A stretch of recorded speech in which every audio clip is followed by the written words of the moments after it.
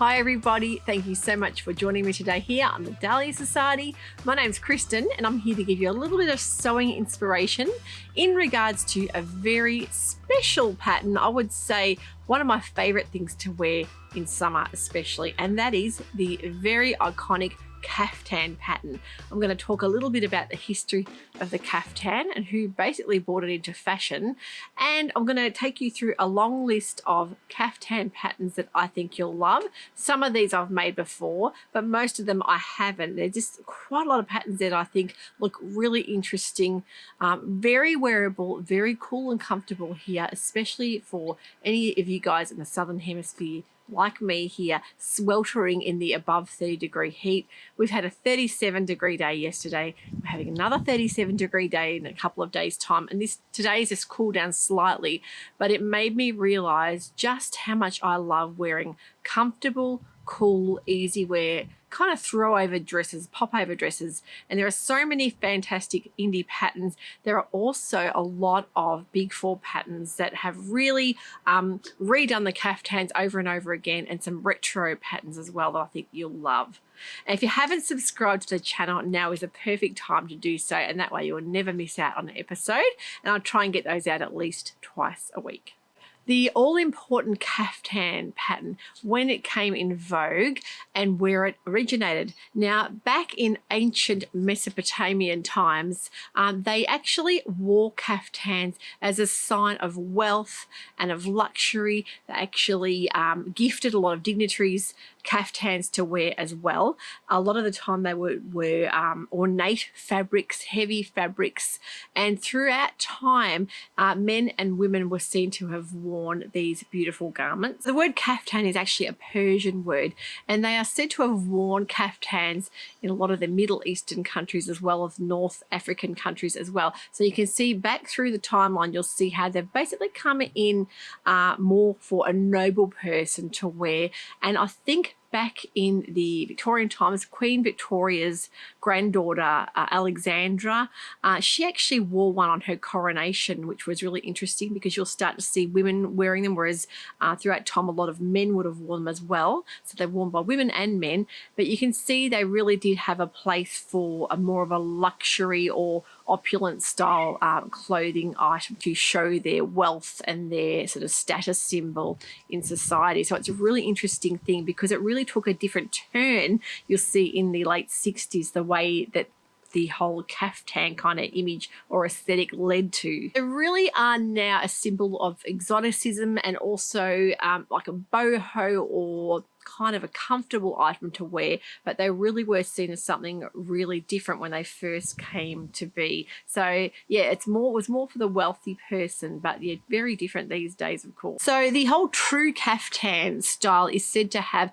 a long line tunic style that throws over, has usually a deep front opening, full long sleeve, and sometimes splits at the side or at the front to wear. They can also have said to have been an open front or long line throw over style or button front, and throughout time they've actually said to have been very popularly made in things like silk, cottons, linens and wools, and even more like a jacquard style or ornate style fabric to show the position in society and the wealth. So yeah, really different, but it's just amazing to see throughout the images. You'll see, I'm going to put some images up so you guys can see as well how different the caftan can look depending on what it's made from. Now, back at the early 1900s, a lot of eccentric style travelers, they would call them, would go around a lot of the Middle Eastern and North African countries, bring these items back to Europe and to America, and kind of made them a bit more glam. And that's why you'll start seeing them introduced into the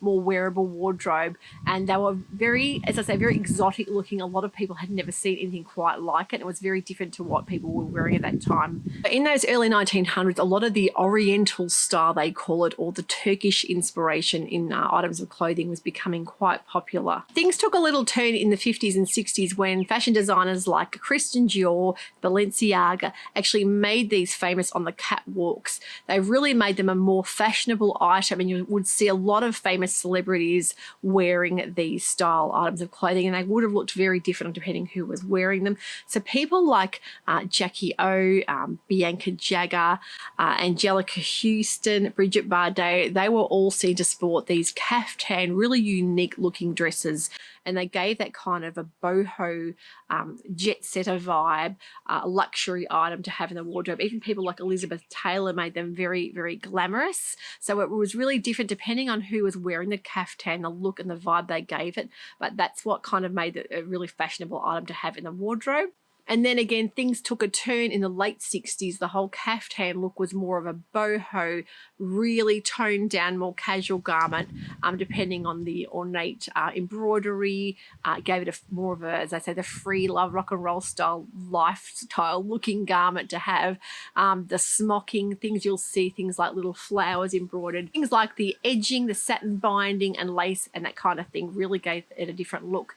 And that's where you'll see the caftan take a turn and become more of a fashionable item. Was definitely hit its peak in the late 60s. Isn't it interesting to see that an item that was predominantly worn by a wealthy aristocratic style person, and then it's come down through history and it's become more of a boho kind of kind of casual pop-over style item to wear to the beach. How something's evolved that much, I think it's fascinating. Yeah, so that's a little bit of a history, and definitely 50s and 60s is when they became much more of a fashionable item and ready to wear, and yeah, mass-produced style things that they would have been able to easily find in a high street store. I'm going to make you guys feel more confident making your own caftan. I'm going to give you a list here of patterns I think you're going to love. I think a lot of these are really, really simple, but also not only that, they can have a really casual, easy wear vibe, but I think definitely you could dress a lot of these caftan patterns up to wear on a really glam night out, depending on your accessories and shoes and that type of thing. So it's really a great item to have in the wardrobe. Now, before I get started, I need to let you all know what I'm wearing. I have got on my Helen's Closet Ashton top, favorite summer top pattern of mine. I've got the tulip sleeve hack. It's a great pattern, comes in sleeveless as well as a couple of different sleeved options, and it's a nice boxy style top. This is a Lady McElroy Cobra Corsage in the lawn, and I absolutely love this fabric. It's beautiful. Now the pants I've got on, you probably can't see them, but I'm gonna stand up so you can see. I will stand back. These are the Soho House 7 free range slacks, and I've got them in a nice soft pencil linen fabric that I purchased a couple of years ago, and they're really, really handy.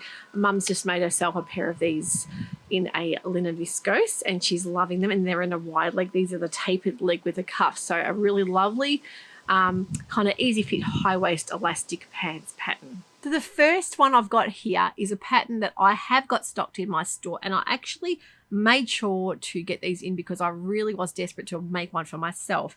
And this one is the So Different Chamomile Caftan. Now this one I love the look of, and I really look, even though it's a bit warm to wear a long sleeve, I really want to stay true to the pattern because of the beautiful style pleats on the sleeves. I think if I made it in a really lovely light cotton lawn or even a viscose, I'll definitely be able to wear it on a warm day. And I love the look that they've done it with that fabric godmother Luna Trees. I think it's a beautiful style. You do have different lengths, of course. You can make it in the shorter tunic length, the dress length, or the caftan length. So that's one I definitely want to try. That is a size 8 to 26. But I love the simplicity of it, but also those little details like the pleating on the sleeves I think will come up really lovely. So for the caftan length, you need about 4 meters. For the tunic style top length, 2.75 meters. And I love a tunic style top to wear over a pair of jeans. I think it's one of the most wearable items that I have in the wardrobe. I'd love to make it in both. But I think the pleating on the sleeves will give a bit of a unique spin to that pattern. Now the next couple of patterns are Big Four patterns. The Simplicity patterns have got quite a lot of different caftan patterns that have apparently a lot of people have loved making them in the past. The one particular one I'm going to talk about here is a V-neck. It's 8657. It's got a very deep V at the front and back, a really classic style caftan pattern. One thing that I might be aware of would be the sleeves. Because of that deep V at the front and back, you could have trouble with the sleeves falling off, but I think in that beautiful cheesecloth or double gauze fabric it would be just beautiful. The other one here is the 8912, and that's a very very true style caftan pattern with that V front.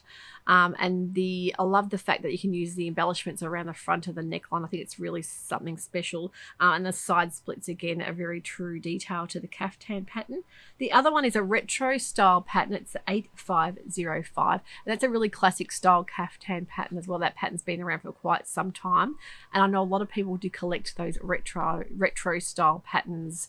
And there's so many cool 70s ones that you can have in the pattern stash. Favorite of mine, of course, the Closet Core Patterns Charlie pattern. I've just stocked those in my online store as well because I love that pattern.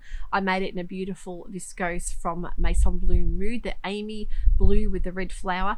I love that pattern. I've made it twice before. It's got a lovely little detail at the front that you can add your ties to draw it in around the waist. It's got a beautiful flowiness to it. It's got the side splits. You'll see that iconic feature that most of the caftan patterns will have as well, and that lovely little cap sleeve, but a really nice V at the front, not too deep, but very, very classic style, really pretty dress to wear.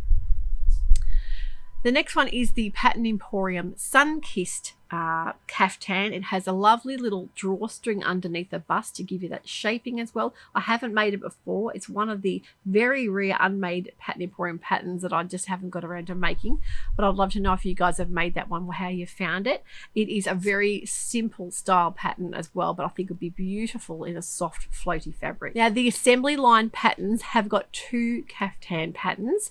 You've got the regular caftan pattern and the minimalist caftan pattern. They're a little bit different in details and features there, but I think that the assembly line must love their caftans to bring out two different versions.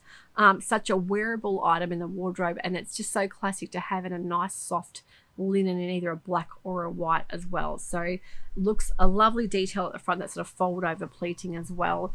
Looks very roomy and very swishy.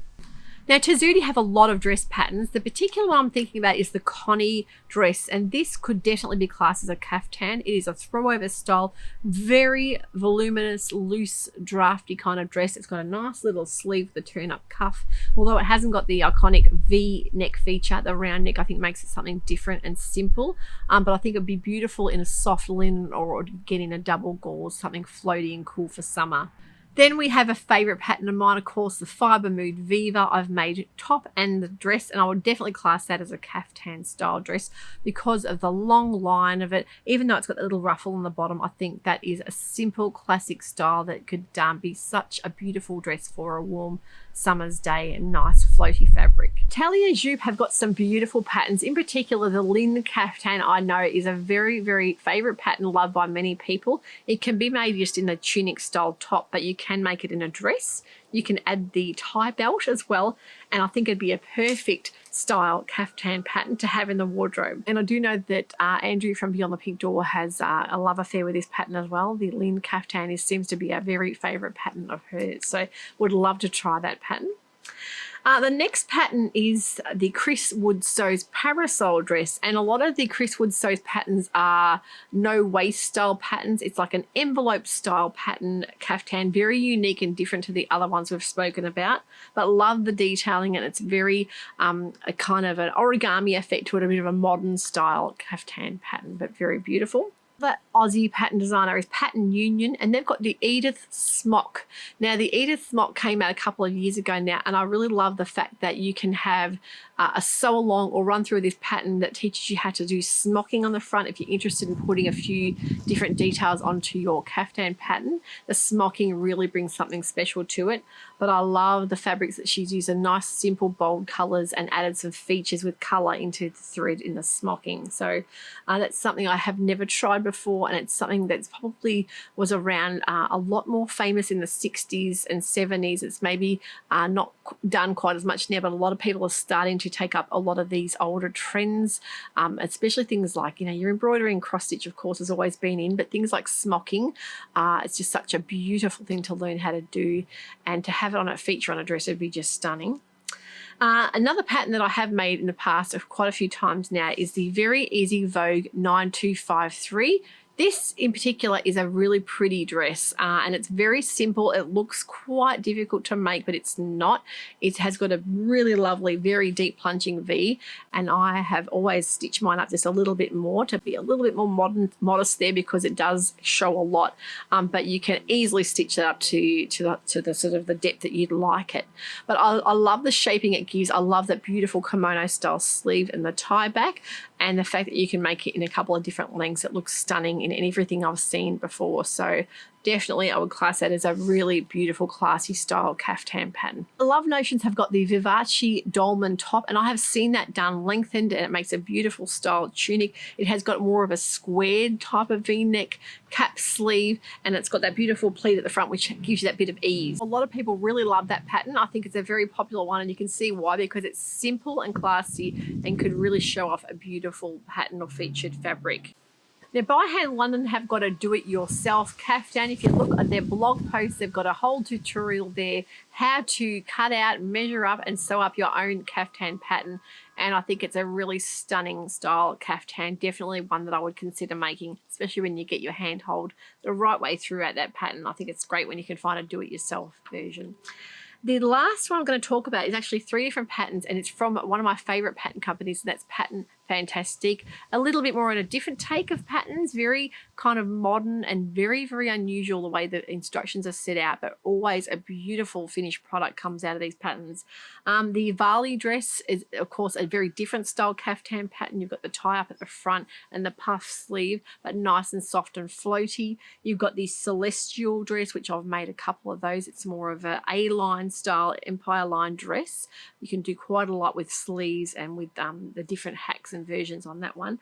And they've also got a brand new pattern called the Esther dress, which is a beautiful ruffled style sleeve, crisscross back. So these, I would say, are more modern takes on the quintessential style caftan pattern. But if you're wanting to have that caftan feel and that light floaty style A-line long line dress, but some different takes and some different features, the Fantastique patterns are beautiful. So they're my caftan picks. I would love to hear yours. If you've got a favorite caftan pattern you've made time and time again, I would love you to share it in the comments below, because that's how we all learn and we share. And it's the great thing about the sewing community is that that's sometimes word of mouth is how you find out about the best patterns people have made, and by sharing them and sharing their love and maybe how they've loved sewing them, but also wearing them as well, it makes it more easy to want to sew, I think, when you know it sews up well.